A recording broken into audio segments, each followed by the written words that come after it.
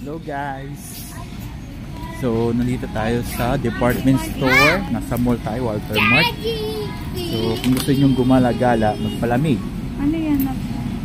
Tapos wala kayong pera pambili pagkain, didiskarte lang kayo. So, maghahanap tayo ng free taste dito sa department store.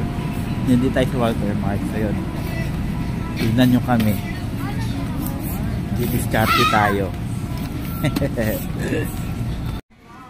Grabe, pila free taste. Yan, free taste dito sa may Walter Mart.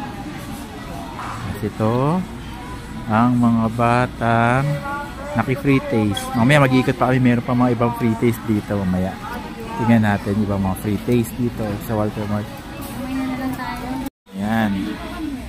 Ayan mga bata. Mga viewers, nandito po kami sa free taste. Yan, nag-free taste sila. May free taste dito sa may Walter Mart. Edsa Munoz cereal. Yan, tuwan-tuwa yung mga bata. Oh. Ayos ah. Masarap. Apo. Yan, pila pa sila. Ay grabe itong dalawan to.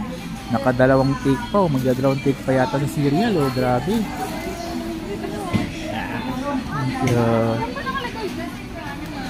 Grabe oh. Magdadalawang take pa talaga itong dalawan to.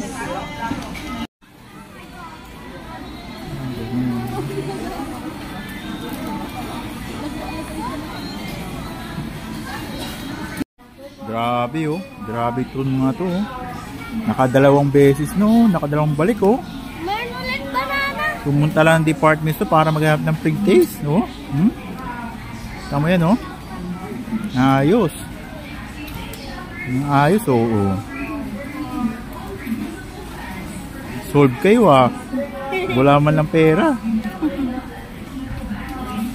Taste. Grabe itong mga to, nakiki-free taste.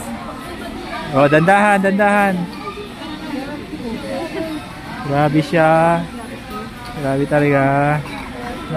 Nagpunta lang ng department store para lang makapag-free taste.